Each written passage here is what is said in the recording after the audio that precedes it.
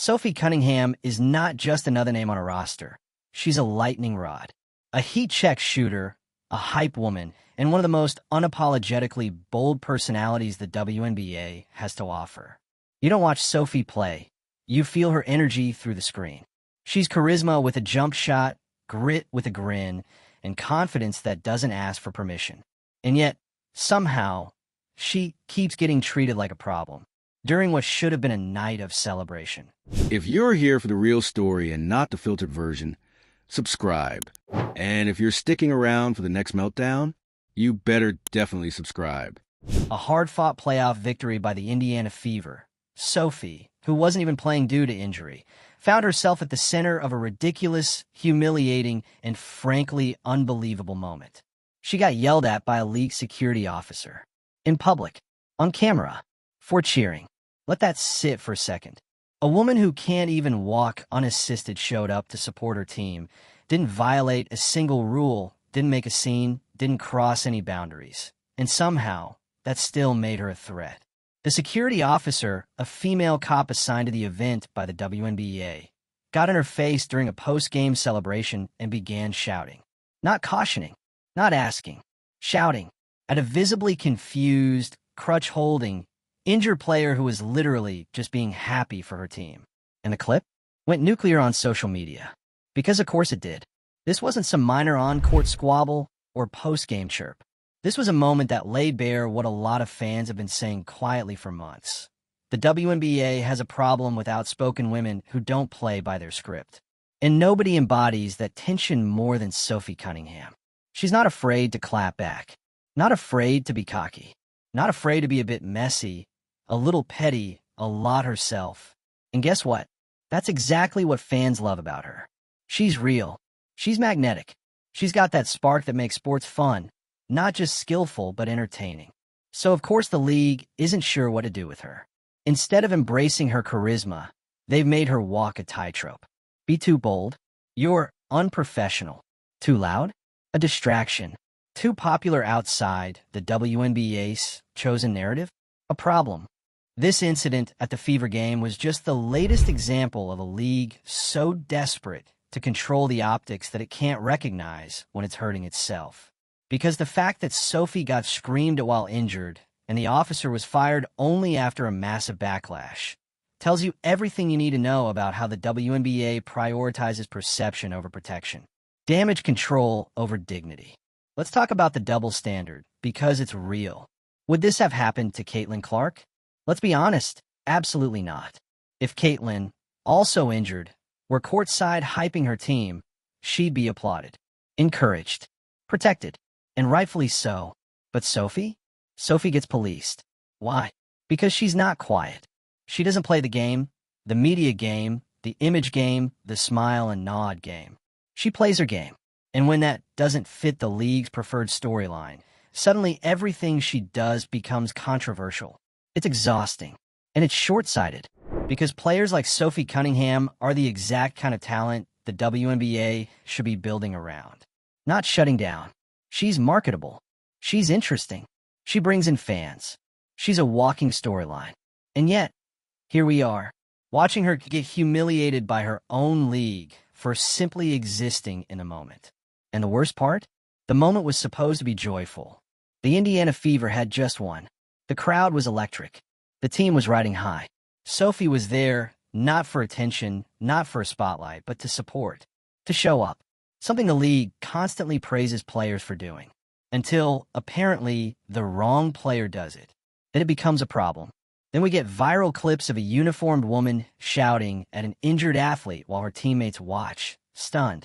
And then the league acts like it's all under control. They fired the officer, yes. But no statement, no apology, no accountability, just more silence. That silence is loud, because it tells us the WNBA isn't really sorry. It's just caught. Caught between wanting to grow and not knowing how to manage players who don't fit into their clean-cut, PR-safe, brand-aligned fantasy. But here's the reality. The future of women's basketball isn't quiet. It's not always polished. And it sure as hell isn't about tiptoeing around personalities like Sophie Cunningham. It's big. It's bold. It's real. You can't say you want to grow the league then muzzle the very players who are growing it. You can't talk empowerment, then humiliate your stars. And you can't sell authenticity to fans while punishing it behind closed doors. The fans? They've had enough. Hashtag Free Sophie started trending in minutes. People weren't just upset, they were outraged. Because it's not just about this moment. It's about the pattern. We've seen it before. Players who speak up get sidelined. Those who fall out of favor with the narrative get iced out. And all while the league claims to be celebrating women. Nah, you don't get to say that when one of your top personalities can't even cheer without a confrontation. So what's next? Does the league finally realize what it's doing to its stars? Or do they keep operating like a gatekeeping committee, picking and choosing which women are allowed to exist fully in the spotlight? Because if this keeps up, the WNBA is going to find itself with fewer Sophie Cunninghams and fewer fans sticking around to watch the fallout. There's still time to turn this around. Embrace the personalities. Stop creating tension where there isn't any. Let your players be full humans. Loud, proud, emotional, complex. Let them celebrate without being reprimanded like high schoolers in detention. Because if you don't, you'll lose more than Sophie. You'll lose the trust, the vibe, the audience that actually cares. And once that's gone, all the marketing budgets in the world won't bring it back. So what do you think? Was the league out of line for how it handled Sophie? Does this reflect a deeper issue in the WNBA's leadership and culture? And how much longer can the league claim to be for the players when it's treating some of them like PR liabilities? Drop your thoughts in the comments, because this conversation needs to be loud. And hey, if you're here for the truth, the tea, and the drama they try to spin, make sure you subscribe. We break down the chaos, one meltdown at a time. Because in the WNBA right now, the real game isn't just on the court, it's happening behind the scenes. Sophie Cunningham is a symptom, a symbol. The moment she got shouted at by a league-sanctioned cop in front of fans and cameras, the mask slipped. And what we saw underneath, a league that talks empowerment when the cameras are on, but panics when the wrong kind of woman is empowered. Let's call it what it is, performative professionalism. The WNBA loves to parade its players around in commercials, red carpet events, and brand deals when they're neat, marketable, and controllable. But when someone like Sophie shows up, unfiltered, confident, fearless, they don't know what to do with her. So instead of amplifying her, they try to contain her. And it's not just a bad look, it's a self-sabotaging strategy. Because fans don't fall in love with brand-safe players. They fall in love with real ones. The ones who talk smack, who show raw emotion, who build a persona that's bigger than the stat sheet. Sophie has all of that in spades. She's funny. She's magnetic. She's intense. She's got that it factor you can't teach. But instead of investing in that, celebrating it, the league tried to make an example out of her. Over what? Existing too confidently? Being too visible during a game she wasn't even playing? It's exhausting. And it's not just dumb PR, it's actively damaging the product. Because the WNBA's product isn't just basketball. It's the players, the personalities, the stories.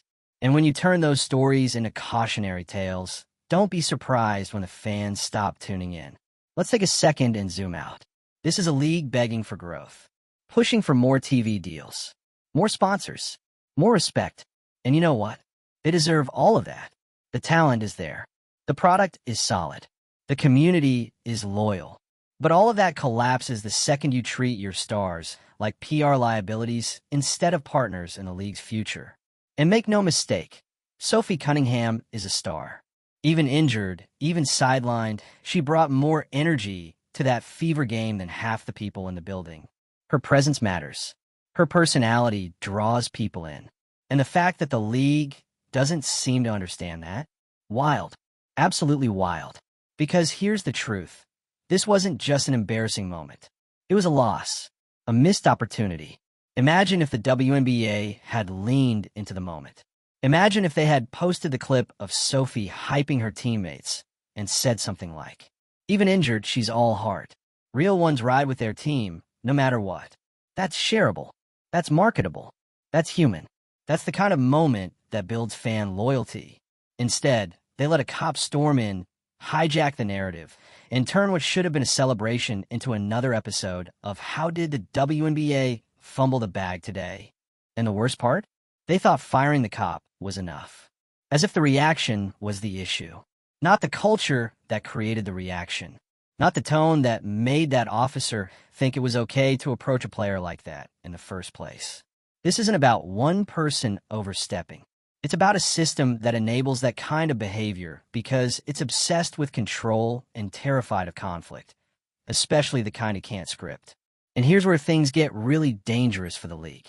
The fans are tired, not just of the incidents, of the pattern, of seeing outspoken women punished while quieter, more marketable players get cover and protection, of watching the same league that profits off girl power crack down on any woman who actually dares to act powerful. It's hypocrisy, plain and simple.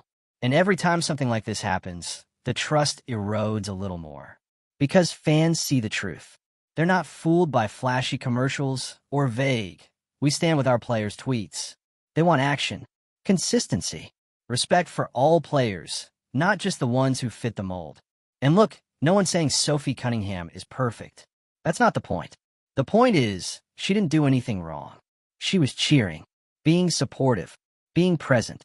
If that's enough to get her targeted, then what are we even doing here? And if you're sitting there thinking, it's not that deep, let me ask you this.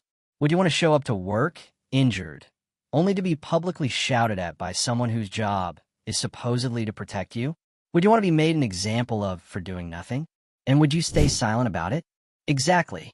So now, the league is left with a choice. They can keep pretending this was a one-off incident, sweep it under the rug, hope fans forget, business as usual, or they can treat this as a turning point.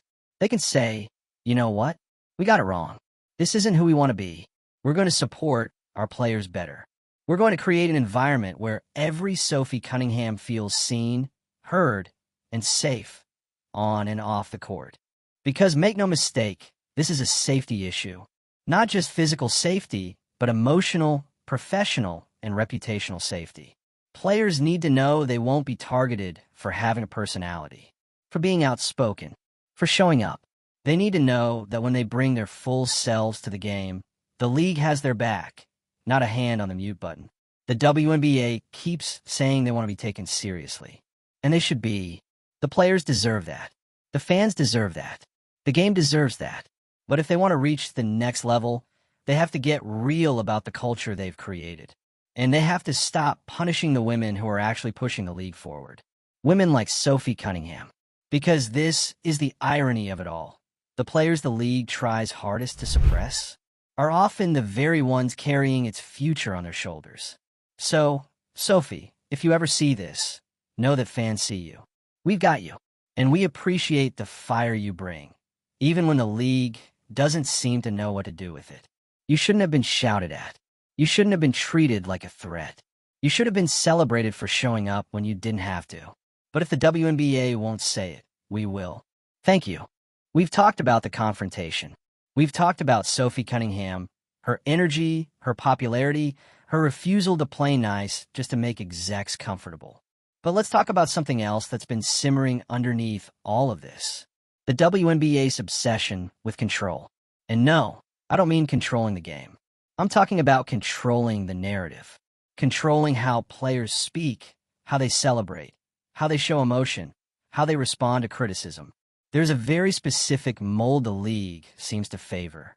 You've seen it. Polished, professional, squeaky clean, politically correct, media trained to the point of emotional detachment. And here's the thing.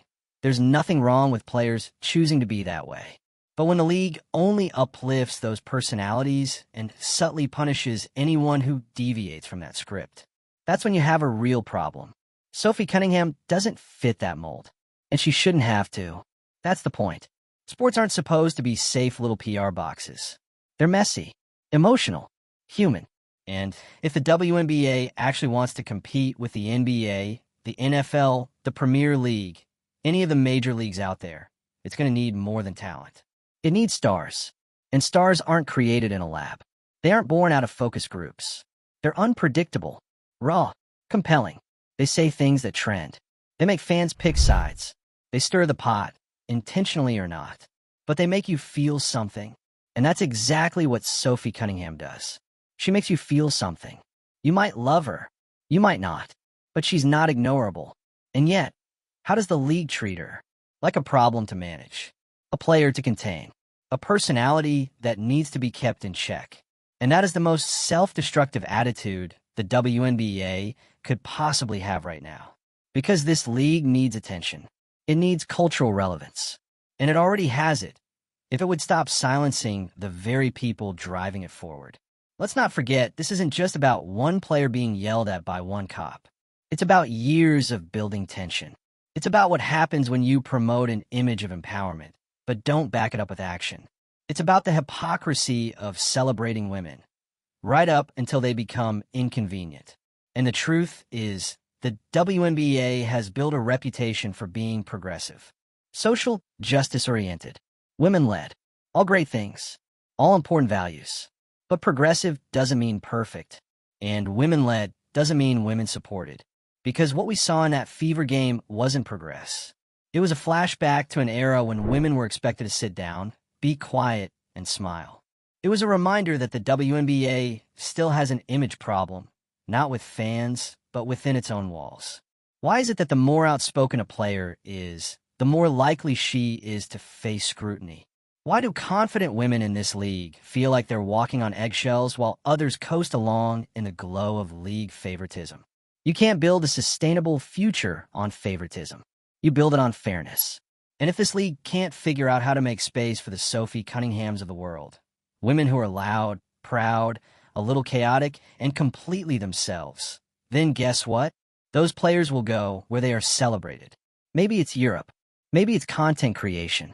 Maybe it's retirement, if the mental toll gets high enough.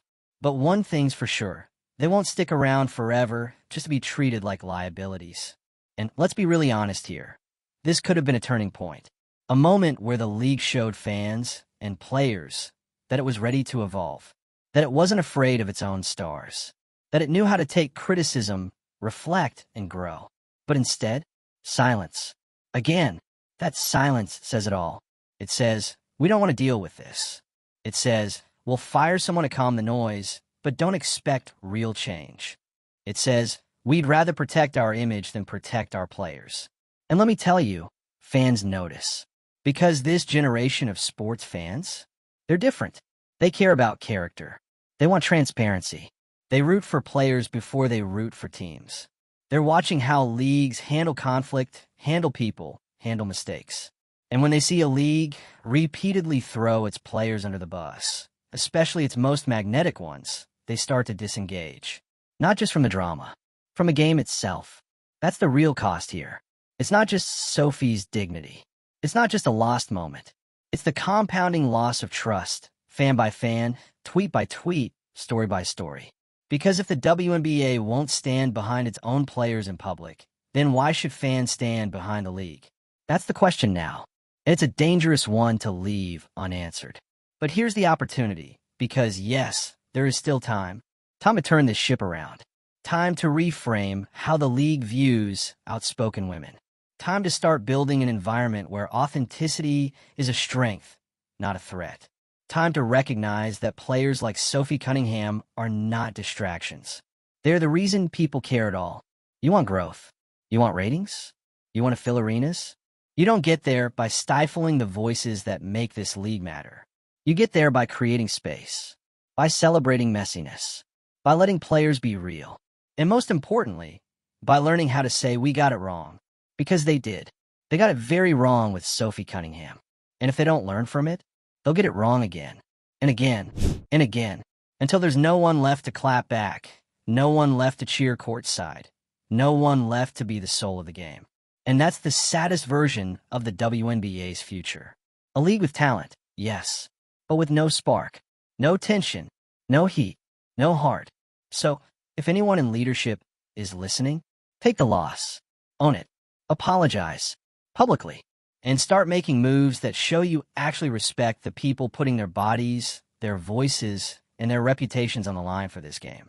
Because if you want the WNBA to be taken seriously, you have to start treating your players seriously. All of them, even the loud ones, especially the loud ones. If there's one thing fans can smell from a mile away, it's cowardice. Not the kind that shows up in a final play. The kind that creeps in behind podiums and hides behind corporate statements that say nothing. The kind that avoids accountability like it's a turnover in overtime. The WNBA had every opportunity to handle this moment differently, to turn it into a show of leadership, to back one of their own, to say, hey, this isn't what we're about. No player, especially an injured one, should be treated like that. Period. But instead, they hid. They let fans carry the outrage. They let hashtags do the work. They let Sophie take the blow and then didn't even offer her a shield. Just radio silence. And that kind of silence, it's not neutral. It's loud with intent. It tells fans, we're only loud when it benefits us. It tells players, you're on your own unless you're part of the chosen few. It tells everyone watching, we want growth, but only if we can script it. But sports don't work like that. Real sports moments aren't scripted. They're chaotic, emotional, unpredictable. They come from players like Sophie Cunningham, the ones who show up with fire in their eyes and loyalty in their bones, who show up even when they're hurting, who hype their team from the sidelines because that's who they are. Ride or die, 24/7. And what did she get for it? Shouted at, treated like an intruder, made to feel like she didn't belong in a space she's helped build. Let that sink in, because that's not just poor optics. That's a betrayal. And fans felt that. You could see it in the tweets, the reactions, the way people immediately knew this wasn't just a weird blip. It was part of a pattern of control, of silence, of the league trying to preserve its image at the expense of its soul. And Sophie? She hasn't made a dramatic statement. She hasn't lashed out. She hasn't thrown the league under the bus, even though no one would blame her if she did. No, she stayed quiet. And that silence is louder than anything the league has said, because we know she deserved better. And deep down, the league does too. So here's your reminder, WNBA. You can't keep asking for loyalty if you don't give it back. You can't keep preaching empowerment if you don't practice protection. Support your players. All of them. Or eventually, they'll stop showing up for you. If you agree, sound off in the comments. Should the league have handled this differently? Is Sophie Cunningham owed more than a behind-the-scenes apology? Subscribe for more breakdowns like this, because we're not just watching the game, we're watching the power plays behind it. And trust me, we see everything.